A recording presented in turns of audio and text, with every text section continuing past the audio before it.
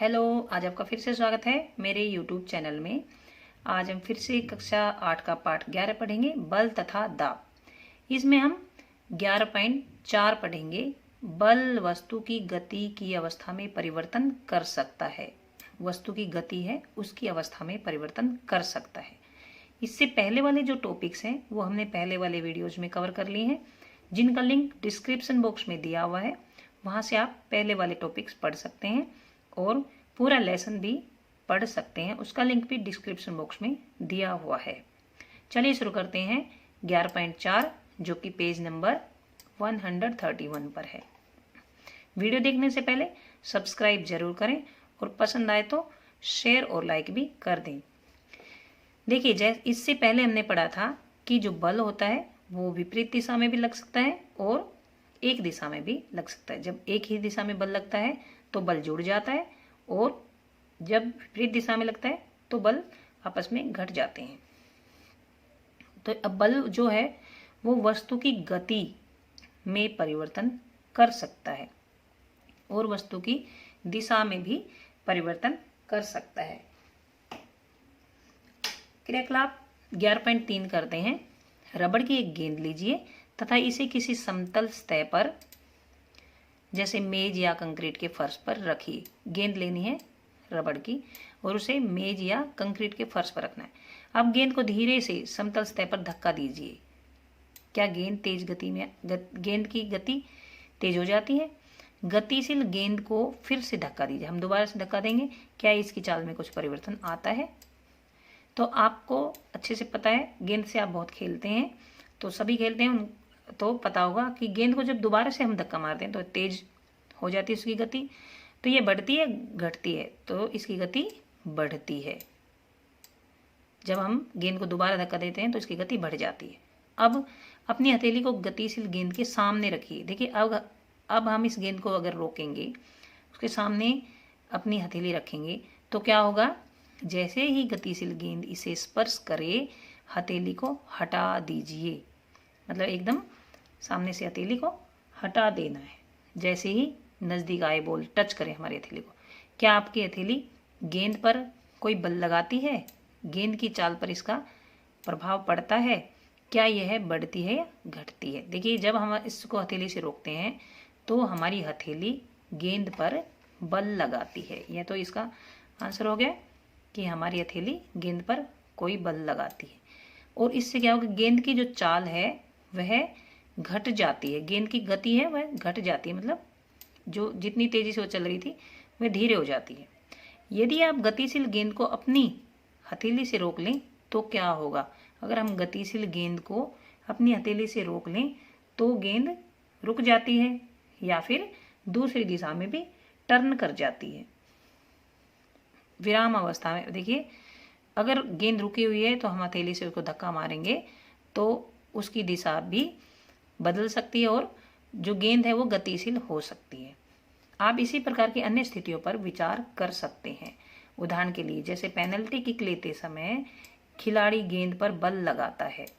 Kick लगने से पहले गेंद विराम अवस्था में होती है, अतः इसकी चाल शून्य थी। जब किसी बॉल को किक मारते हैं तो उसकी चाल शून्य होती है, मतलब वो विराम अवस्था में होती है। जब उस पर किक मारते हैं, किक मारने से पहले तो शून्य अवस्था में होती है। जब उस पर किक लगाते हैं तो जो गेंद है वह गतिशील हो जाती है। इसका क्या अर्थ हुआ कि जो बल जो लगाए गए बल ने गेंद को गोल की ओर गति प्रदान की। मतलब बल से गति प्रदान की गई है। बल से किसी भी वस्तु में गति आ जाती है। मान लीजिए गोली गोल बचाने के लिए गेंद पर झपटता है या उछलता है। जो गोल करते हैं, फुटबॉल जो खेलते हैं तो गोल करते हैं, उसमें गोली होता है जो गोल को गोल होने से बचाता है, तो उस पर गेंद पर झपटता है या उछलता है। इस क्रिया द्वारा गोली गतिशील गेंद पर बल लगाने का प्रयत्न करता है। जो चल रही है गेंद जो है वो गतिशील है, उस पर गेंद पर बल लगाने का प्रयत्न करता है। उसके द्वारा क्या होता है? उसके द्वारा लगाया गया बल गेंद को रोक सकता है या विक्षेपित कर सकता है। तो जो गतिशील गेंद है उस पर जो बल लगाया जाता है वह उस गेंद को रोक भी सकता है या फिर उस गेंद को दूसरी तरफ भी मोड़ सकता है और गोल होने से बचा सकता है। यदि गोली गेंद को रोकने में सफल हो जाता है तो इसकी चाल शून्य हो जाती है। मतलब जो गोल होने से बचाता है, फुटबॉल जो नेट होता है उसके पास खड़ा रहता है, उसे गोली बोलते हैं। अगर उस गेंद को रोकने में सफल हो जाता है तो उसका मतलब है कि जो गेंद है उसकी चाल शून्य हो जाती है। चाल शून्य क्यों हुई? क्योंकि उसने बल लगाकर गेंद को पकड़ लिया और गेंद की गति शून्य हो गई, गेंद अब गति में नहीं होती है। ये प्रेक्षण क्या सुझाते हैं? ये प्रेक्षण सुझाते हैं कि किसी वस्तु पर लगाए गए बल द्वारा उसकी चाल बदली जा सकती है। जैसे गतिशील वस्तु को तो रोका जा सकता है और जो रुकी हुई वस्तु उसको गतिशील किया जा सकता है।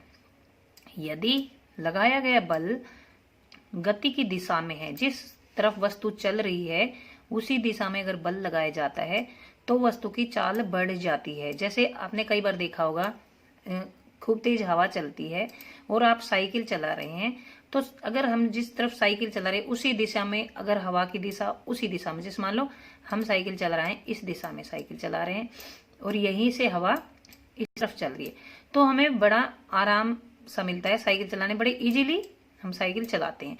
लेकिन कई बार ऐसा भी होता है कि आंधी आती है और अगर हम मान लो इस दिशा में अगर साइकिल चला रहे हैं और इस तरफ से हवा आ रही हो तो हमें बड़ा बल लगाना पड़ता है साइकिल को चलाने में। तो उसका क्या अर्थ हुआ? यदि बल वस्तु की गति की दिशा के विपरीत दिशा में लगाए जाए तो वस्तु की चाल कम हो जाती है, और यदि उसी दिशा में लगाया जाए जिस दिशा में जो वस्तु गति कर रही है उसी दिशा में अगर बल लगाया जाए तो वस्तु की चाल बढ़ जाती है। तो यहाँ तक आपने ये अच्छे से समझेंगे। ये वाला देखिए ये पैराग्राफ है, उसको दोबारा से पढ़ेंगे, अच्छे से समझेंगे।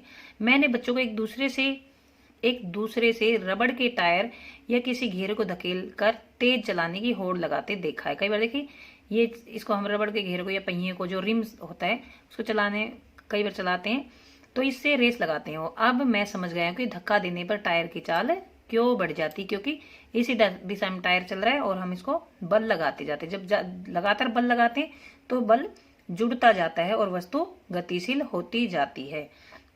तो यहाँ तक हमने पढ़ा है कि किसी वस्तु पर बल लगाने से वस्तु की गति में परिवर्तन होता है, या तो वह गति कम भी हो सकती है और ज्यादा भी हो सकती है। अब हम नेक्स्ट में पढ़ेंगे कि क्या बल लगाने से सिर्फ चाल में ही परिवर्तन होता है या फिर कुछ और भी इसमें और भी ऐसी स्थिति है जिसमें परिवर्तन हो जाता है। तो नेक्स्ट वीडियो में हम ये पढ़ेंगे जो कि क्रियाकलाप 11.4 से शुरू होता है। यहाँ तक वीडियो देखने के लिए धन्यवाद। अगर पसंद आए तो शेयर जरूर करें। Thank you.